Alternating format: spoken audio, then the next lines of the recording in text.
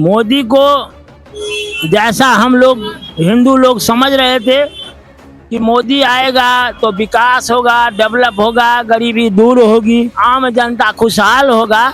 9 साल में ऐसा हम लोग कुछ भी महसूस नहीं किए। जहां 50-60 रुपए पेट्रोल था वहां 100 रुपए मिल रहा है, जहां 400 रुपए गैस था वहाँ 1200-1400, अभी 200 रुपया कम कर दिया या 400। ये तो इलेक्शन का प्रोपगंडा है। जैसे आपको याद होगा कि चावल राशन 5 किलो करके देना बंद कर दिया कि नहीं। आप कह रहे हैं हिंदू राष्ट्र। महाराज, कोई भी देश अगर किसी धर्म पर टिका है तो देश विनाश की ओर गया है, क्योंकि किसी भी देश में एक धर्म एक जाति के लोग नहीं रहते। दुनिया का कोई भी देश है वहाँ पर सभी के लिए समान जीने का, खाने का, रोजी रोटी का अधिकार होना चाहिए। और विशेष करके किसी भी धर्म का स्पेशल अगर नाम रख देंगे, जो भी देश धर्म पर चला है या धार्मिक वहाँ का राजा धार्मिक हुआ है तो देश का विनाश निश्चित है।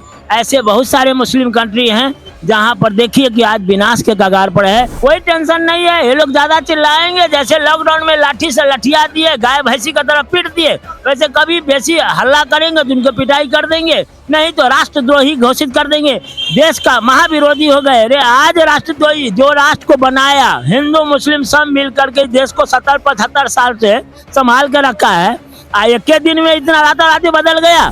राजीव जब हार सकता है, इंदिरा गांधी हार सकती है, तो मोदी कौन खेत का मूली है। हम लोग महाजोट में आ गए हैं, महागठबंधन हो रहा है। मोदी को जैसा हम लोग हिंदू लोग समझ रहे थे कि मोदी आएगा तो विकास होगा, डेवलप होगा, गरीबी दूर होगी, आम जनता खुशहाल होगा। 9 साल में ऐसा हम लोग कुछ भी महसूस नहीं किए। जहां 50-60 रुपए पेट्रोल था वहां 100 रुपए मिल रहा है, जहां 400 रुपए गैस था वहां 1200-1400, अभी 200 रुपया कम कर दिया या 400। ये तो इलेक्शन का प्रोपगंडा है। जैसे आपको याद होगा कि चावल राशन 5 किलो करके देना बंद कर दिया कि नहीं। हम कहते हैं क्या, क्यों बंद किया? और जब सबको जरूरत था तो आपने दिया, इसका मतलब वो आप चालू नहीं रखा। तो आप सिर्फ इलेक्शन लड़ने के लिए सब कुछ कर रहे हैं और अब आपको बारी नहीं मिलेगा। अब हो गया, जनता समझदार हो गए हैं, सारे सोशलिस्ट इकट्ठा हो रहे हैं। आपको जैसे कभी इंदिरा गांधी के लिए सोशलिस्ट इकट्ठा हुआ था, कभी राजीव के लिए इकट्ठा हुआ था, इस बार मजबूरी में आपसे विकास क्या होगा, आप विनाश की तरफ जा रहे हैं, संविधान के साथ छेड़छाड़ कर रहे हैं। इससे अच्छा कौन सा संविधान होगा। आप कह रहे हैं हिंदू राष्ट्र। महाराज, कोई भी देश अगर किसी धर्म पर टिका है तो देश विनाश की ओर गया है, क्योंकि किसी भी देश में एक धर्म एक जाति के लोग नहीं रहते। दुनिया का कोई भी देश है वहाँ पर सभी के लिए समान जीने का, खाने का, रोजी रोटी का अधिकार होना चाहिए। और विशेष करके किसी भी धर्म का स्पेशल अगर नाम रख देंगे, जो भी देश धर्म पर चला है या धार्मिक वहाँ का राजा धार्मिक हुआ है तो देश का विनाश निश्चित है। ऐसे बहुत सारे मुस्लिम कंट्री हैं जहाँ पर देखिए कि आज विनाश के कगार पर है। ये राइटी विंग जो है ये झूठ फूस के लोग को बरगला रहे हैं। भारत को टुकड़ा करने की साजिश है। हम चंद लोग हिंदू के नाम पर देश पर शासन करें और 20% जो है सरकारी कर्मचारी और 10% सरकारी कर्मचारी और 10% बड़े व्यापारी, इनको खुश रखे, 80% भूखे मरे। कोई टेंशन नहीं है। ये लोग ज्यादा चिल्लाएंगे, जैसे लॉकडाउन में लाठी से लठिया दिए, गाय भैंसी की तरफ पीट दिए, वैसे कभी बेसी हल्ला करेंगे तो उनको पिटाई कर देंगे, नहीं तो राष्ट्रद्रोही घोषित कर देंगे, देश का महाविरोधी हो गए। अरे आज राष्ट्रद्रोही जो राष्ट्र को बनाया, हिंदू मुस्लिम सब मिल करके देश को 70-75 साल से संभाल के रखा है, एक के दिन में इतना राताराती बदल गया। क्यों? राष्ट्र का दुश्मन बन गया तुम लोग। राष्ट्र चंद लोग आगे पिछाड़े चमचे लोग इकट्ठा हो गए। एक आदमी जब ये मालिक होता है तो उसके पीछे ऐसे ही 100 चमचे आ जाते हैं। सारे चमचे हैं। मोदी अपना के द्वारा ये लोग जीतते हैं, लेकिन मोदी को जिस भरोसे से लोग लाया था गुजरात से, वो गुजरात में भी रहने लायक नहीं था और न हिंदुस्तान में रहने लायक है। उसे इस बार हम लोग उखाड़ के फेंक देंगे। अगर विश्वास नहीं है तो आ रहा है समय, आप लोग देख लीजिएगा।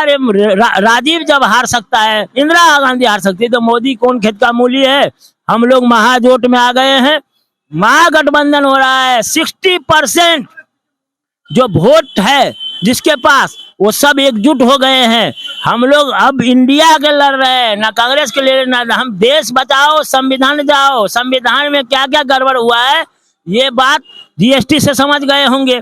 इससे पहले लॉकडाउन से, नोटबंदी से, अभी जो मान लीजिए महिला आरक्षण है, आप आरक्षण दिए हैं तो उसमें कोई सिस्टम नहीं बनाए, उसके बाद एनआरसी नहीं किए, जनगणना नहीं किए। आप करना क्या चाहते हैं? असली काम था जनता का योजना बनेगा तो उसकी जनसंख्या के काउंटिंग नहीं हुआ 10 साल से।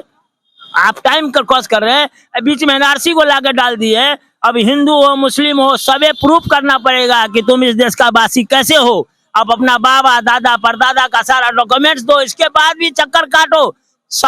10 साल में भी अपने आप को आइडेंटिटी प्रूफ नहीं कर सकते, इतना दौड़ाएगा ऑफिस लोग। इसको जल्दी से भगाइए। जैसे अमन चैन था ऐसे रहे, भाईचारा रहे, हिंदू मुस्लिम एकता बना रहे। हम यही सबसे प्रार्थना करते हैं और हम कहते हैं सारे मुस्लिम समाज को कि आप लोग एकजुट होइए। अरे आप लोग अकलियत हैं, अकलियत अगर एकजुट हुए तो हम फॉरवर्ड आपको कहते हैं, हम आपको फॉरवर्ड जो हम आपको सरकार बदल के दिखा देंगे। हम फॉरवर्ड जो हैं, इस बार अगर आप लोग साथ नहीं होते तो हम लोग नोटा में वोट देते, समझ गए। हम लोग मोदी को उखाड़ने के लिए पूरा तैयारी कर चुके हैं। अगर महाजोट हुआ तब तो ठीक है, महाजोट आपसे आप लोग एकजुट रहे तो सारा फॉरवर्ड का वोट आपको जाएगा। ये चंद मोदी जो है वो सब इनके पीछे पड़ा है। आप चिंता मत कीजिए, सरकार बदल ही देंगे, गारंटी से बदल देंगे। ये मोदी जाएगा और एक ऐसी सरकार आएगा जैसे हम लोग जनता की सरकार, for the people, by the people and the people, for the government, by the government and the government नहीं, for the people, by the people. और अभी हम सरकार के लिए जी रहे हैं, सरकार हमारे लिए नहीं जी रहा है। धन्यवाद।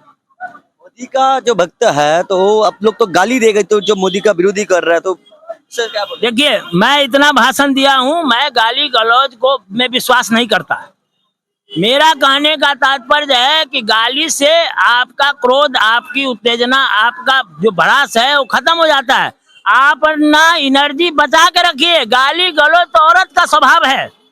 औरत लोग मार से नहीं जीत सकते, अपनी काम से नहीं जीत सकते तो गाली देते हैं।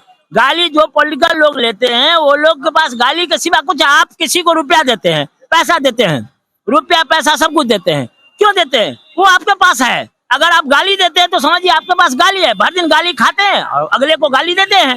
तो गाली देना तो संस्कार का नियम नहीं है, संविधान में भी कहीं नहीं लिखा है। आप किसी को, आप ऐसा कुछ भी ना करें, संविधान ने साफ कर दिया है, जिससे दूसरा हर्टेड हो, कोई दुखी हो, ऐसा कुछ भी ना करे। आपकी जो मर्जी है करे, लेकिन किसी दूसरे को अगर हर्टेड कर रहे हैं तो आप पर सारी कानूनी कार्रवाई की जाएगी।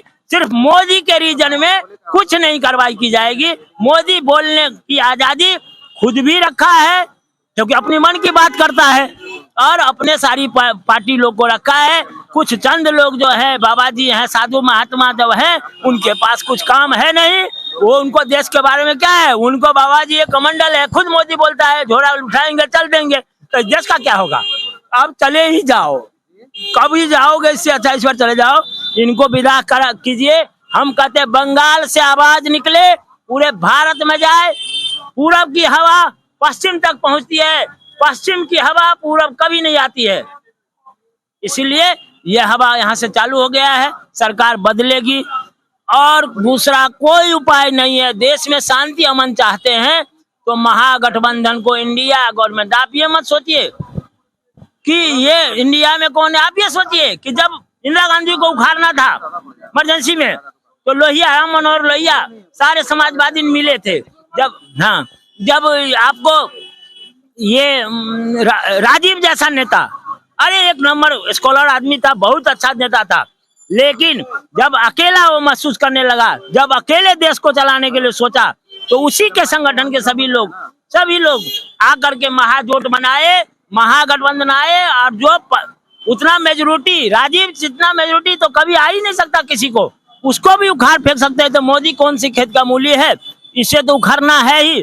आप लोग खाली जाग जाइए, आप लोग सोइए मत, टाइम पर पहुंचिए।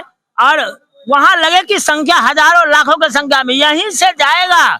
आजकल इतना नेट इंटरनेट हो गया है, इतना ज्यादा मीडिया है, आप यहाँ भीड़ जुटाइए, यह आवाज सीधे दिल्ली पहुंचेगी। उनको महसूस हो गया है कि हम बुरी तरह हारेंगे, आप लोग को महसूस होना बाकी है। ये बुरी तरह हार रहे हैं। मैं ब्राह्मण होकर के बोलता हूँ, और मैं कोई अरे गाय बात नहीं बोलता हूँ, मैं बहुत बड़ी बात बोलता हूँ। नहीं, वो जो कर रहा है वो तो कहने का वो उसका व्यक्तिगत मामला है।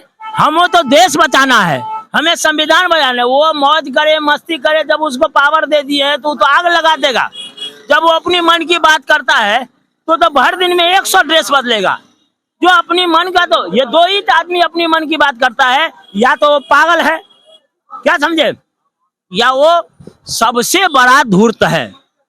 उससे बड़ा धूर्त तो दुनिया में नहीं हो सकता, जो 80% जनता को कह रहा है कि 20% मुस्लिम जो है वो तुमको देश से भगा दे। আলতামার রেস্টুরেন্ট এবার নিব্রায় সম্পূর্ণ শীততাপ নিয়ন্ত্রিত অত্যাধুনিক সুসজ্জিত রেস্টুরেন্ট আলতামার। এখানে থাকছে আরাবিয়ান মান্ডিতে বসে লাঞ্চ এবং ডিনারের সুবর্ণ সুযোগ। রয়েছে বিভিন্ন ধরনের লোভনীয় খাবারের সম্ভার। আলতামার রেস্টুরেন্ট যে কোনো অনুষ্ঠানের জন্য করতে পারেন বুক। থাকছে কনফারেন্সের বিশেষ বন্দোবস্ত। ঠিকানা নিব্রা হারুন মার্কেট, ডোমজুর, হাওড়া। যোগাযোগ করুন 9123608838 নম্বরে। আরবের লোভনীয় সব পদ চাক্ষুষ করতে আপনাকে আসতেই হবে আলতামার রেস্টুরেন্টে। Altamar restaurant, Howrah, Domjur, Nibra, Harun market. Order করুন বাড়িতে বসে। রয়েছে হোম ডেলিভারির সুবর্ণ সুযোগ।